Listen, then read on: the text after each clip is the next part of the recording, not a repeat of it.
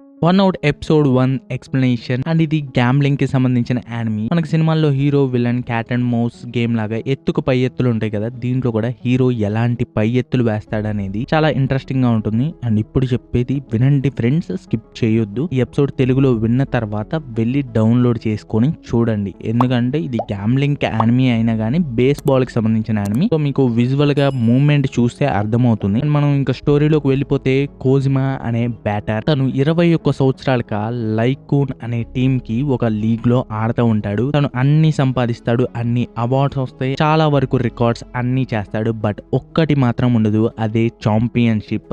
అన్ని వచ్చినా కానీ ఒక్క ఛాంపియన్షిప్ మాత్రం తను గెలవలేకపోతాడు. ఆ గెలవలేకపోవటానికి ఏదో ఒకటి మిస్ అవుతుందని తనకు అనిపిస్తుంది. సో దానికి ఒక క్యాంప్ రెడీ చేసుకొని అక్కడ ఏం మిస్ అవుతుంది అని తను తెలుసుకుందామని ట్రైనింగ్ క్యాంప్ పెట్టుకుంటాడు. అండ్ వేసే పిక్చర్ పేరు నకానే. తన ఏలికి గాయం అవుతుంది. సరే నేను వేరే రకంగా ప్రాక్టీస్ చేసుకుంటానులే అని చెప్తాడు. పక్కనే ఉన్న కినోసాకే అనే అతను నకానేకి చెప్తాడు, మనం వెళ్ళి పిక్చర్ ని వెతుకుదామని. ఇక్కడ అని అడగగానే, నువ్వు ఇప్పుడే కదా కోజ్మా-సాన్ ఫేస్ చూసావు, ఈ క్యాంప్ లో వెతుకుదాం అనుకుంటున్నాడు, తను ఏది మిస్ అవుతుంది ఛాంపియన్షిప్ కి. అండ్ వాళ్ళు పిక్చర్ ని వెతకడానికి వెళ్తారు. అండ్ అక్కడ ఉన్న ప్రతి లీక్స్ లో గానీ ట్రై చేస్తారు, ఎటువంటి పిక్చర్ వాళ్ళకి దొరకడు. అండ్ వెనక ఒక లేడీ వచ్చి మీకు పిక్చర్ కావాలా అని గేమ్ ఆడుతూ ఉంటే, కొంతమంది ఆడుతూ ఉంటే అక్కడికి తీసుకువెళ్తుంది. మీకు ఇక్కడ పిక్చర్ కావాలంటే నేను ఇంట్రొడ్యూస్ చేస్తానని. అండ్ వాళ్ళు గేమ్ ఆడుతూ ఉంటారు. ఏంటిది అని అడగగానే, ఇది దీని పేరే 1 అవుట్స్. ఒకవేళ పిక్చర్ కి 3 స్ట్రైక్స్ వచ్చిన ఆర్ బాల్ ఇన్ఫీల్డ్ లోపలే ఉన్న పిక్చర్ గెలిచినట్టు,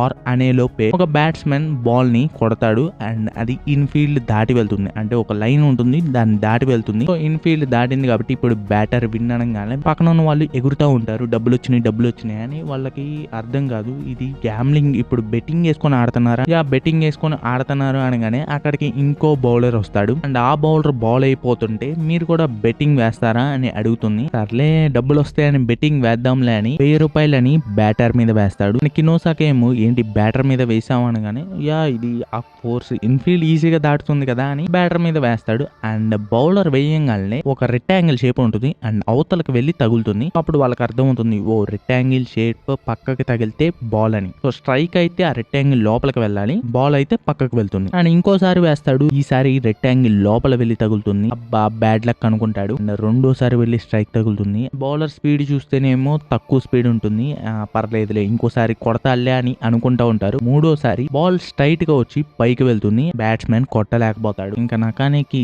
అబ్బా మిస్ అయ్యామే, ఇంకోసారి వేద్దామని ఇంకో 1000 రూపాయలు వేస్తాడు, అది కూడా పోతుంది. అండ్ ఇంకో 2000 రూపాయలు వేస్తాడు అండ్ అది కూడా పోతుంది. అప్పుడు కినోసాకే పక్క నుండి వెయిట్ నకానే, బెట్టింగ్ ఆపు, వీళ్ళు నాకు తెలిసి మనని ట్రాప్ చేస్తున్నట్టు ఉన్నారు అని అంటాడు. అండ్ ఇంకా ఆపేద్దాం అనుకుని సరే అని 4000 రూపాయలు ఇచ్చి వెళ్ళిపోదాం అనుకుంటే, ఏంటి 4000 ఇస్తున్నారు, 4000 రూపాయలు కాదు $4000 అని చెప్తుంది. వాళ్ళకి మైండ్ పోతుంది, $4000 అని. ఇంకా సరే అని నకానే బ్యాట్ తీసుకొని వెళ్ళి, నేను బ్యాటింగ్ చేస్తాను, ఒకవేళ నేను గెలిస్తే $4000 క్లియర్ అయిపోతే, ఓడిపోతే నేను ఇస్తానని చెప్తాడు. అండ్ ఆ బౌలర్ ఏమో నేను ఒప్పుకోను అని చెప్పగానే, నాకు తెలుసు మీలాంటి వాళ్ళు రిఫ్యూజ్ చేస్తారని, ఇలా ట్రాప్ చేసేనా మీరు ఆడేది, నువ్వు ఒక పిక్చర్ అయినా అనగానే, హోయ్ హోల్డ్ అండ్ నేను ఇంకా ఏం మాట్లాడలేదు, నేను వాళ్ళతో ట్రిక్ కూడా చేయలేదు, నేను అన్నది $4000 బోరింగ్ గా ఉంది, $40,000 వేస్తే ఎలా ఉంటుంది అని అడుగుతాడు. నకానికి షాక్ అవుతాడు, $40,000. అండ్ ఇంకో ఆఫర్ కూడా ఇస్తాడు ఆ బౌలర్, నువ్వు జస్ట్ టచ్ చేస్తే చాలు, బంట్ చేయకుండా అని చెప్తాడు. బంట్ అంటే స్క్రీన్ పైన కనపడుతుంది పిక్చర్, అలా కాకుండా స్వింగ్ చేసి టచ్ చేస్తే చాలు అని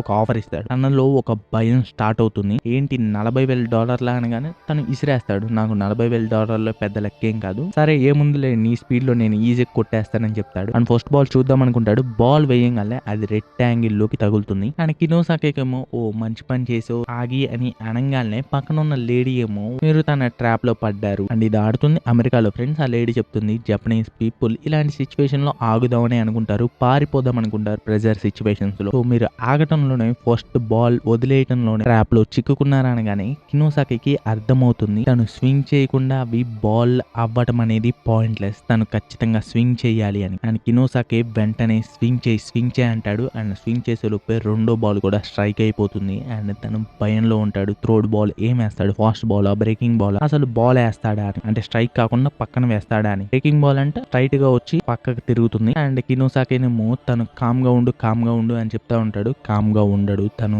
భయంతో ఇప్పుడు ఉన్నాడు, తనకి వినపడదు అని టైం అవుట్ తీసుకొని దగ్గరికి వెళ్తాడు. కామ్ గా ఉండు, ఇది పెద్ద విషయం కష్టమే కాదు, నువ్వు జస్ట్ టచ్ చేస్తే చాలు, పైగా గ్లవ్ కూడా వేసుకోలేదు, తన హ్యాండ్స్ అని బట్టి ఏ పిచ్ వేస్తాడనేది నువ్వు ఈజీగా కనుక్కోవచ్చు అని చెప్పి వెళ్ళిపోతాడు. ఇంత చిన్న విషయాన్ని నేను ఎలా మర్చిపోయానని ఏళ్ళు చూడంగానే ఫోర్క్ బాల్ అని అర్థమవుతుంది. ఫోర్క్ బాల్ అంటే టైట్ గా వచ్చి కిందకి దిగుతుంది. ఫోర్క్ బాలే వేస్తాడు అనుకొని ఊపకుండా ఉంటాడు, కిందకి వెళ్తుందిలే అని, రెక్టాంగిల్ కిందకి వెళ్తుందిలే అని. అది స్ట్రైట్ గా వెళ్తుంది, ఫాస్ట్ బాల్ అవుతుంది అండ్ థ్రోడ్ స్ట్రైక్ కూడా అయిపోతుంది. అండ్ ఇంకా లేడీ ఏం చెప్తుందంటే, సరే ప్రస్తుతానికి మీ దగ్గర ఉన్న కార్డ్ క్యాష్ ఇవ్వండి, ఇంకో విషయం చెప్పాలి, నేను మిమ్మల్ని గ్యాంబ్లింగ్ చేసి మనీ దొంగలిద్దామని మిమ్మల్ని తెచ్చాను, బట్ ఆ బౌలర్ మా టీంలో వ్యక్తి కాదు, తను వేరే బౌలర్, తను ఎటువంటి ట్రిక్ చేయలేదు, తను నిజమైన బాల్లే వేశాడు అండ్ ఆడిన బ్యాటర్స్ మొత్తం నిజంగానే ఓడిపోయారు, తన పేరే తోకుచి తోవా, తను ఇప్పటిదాకా ఒక్క గేమ్ కూడా ఓడిపోలేదని చెప్తుంది. అండ్ ఆ తర్వాత రోజు గేమ్ ఆడుతూ ఉంటే అక్కడికి కోజిమా వస్తాడు, బ్యాట్ తీసుకొని ఆడదామని చూస్తాడు. సో మిగతా వాళ్ళందరూ బెట్టింగ్ వేస్తూ ఉంటారు బౌలర్ మీద, బాల్ వేయంగానే తను కొట్టేస్తాడు అండ్ గెలుస్తాడు కూడా.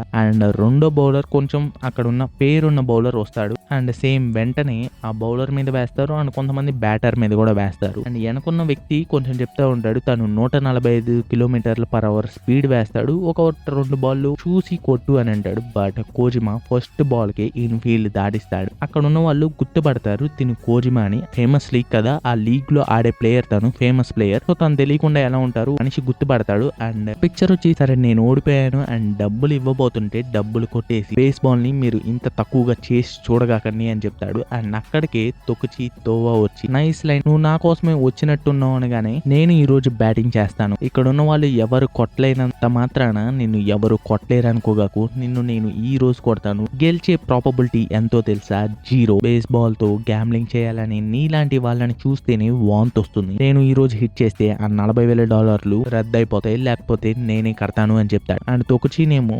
$40,000 అయితే అంత ఇంట్రెస్టింగ్ గా ఉండదు, $4 లక్షలు అని చెప్తాడు. అండ్ మిగతా వాళ్ళు షాక్ అవుతా ఉంటే కోజిమా ఏం షాక్ అవడు. అండ్ తొకుచి కూడా చెప్తాడు, నీలాంటి పెద్ద ప్లేయర్ కి అంత అమౌంట్ పెద్ద కష్టమేం కాదు అనగానే సరే ఓకే అని స్టార్ట్ చేస్తారు. అండ్ బెట్టింగ్ స్టార్ట్ చేసి చూస్తే తొకుచి పైన అందరూ వేస్తా ఉంటారు. కోజిమా కూడా షాక్ అవుతాడు. అండ్ తొకుచి ఏమో, నన్ను 0 అన్నావు కదా, ఇక్కడ నీ క్రెడిబిలిటీ 0. అండ్ ఎవరు గెలుస్తారు అనేది బ్యాటిల్ స్టార్ట్ అవుతుంది. And that's it friends, first episode the end. And ఇది నచ్చిందా నచ్చలేదా కామెంట్ చేయండి. సో ఫ్యూచర్ లో వచ్చే ఎపిసోడ్స్ అనేవి ఇంకా ఇంట్రెస్టింగ్ గా ఉంటాయి. ప్రస్తుతం ఇంకా స్టోరీలోకి వెళ్ళలేదు. 3rd 4th ఎపిసోడ్ లో నుంచి cat and mouse game start అవుతుంది.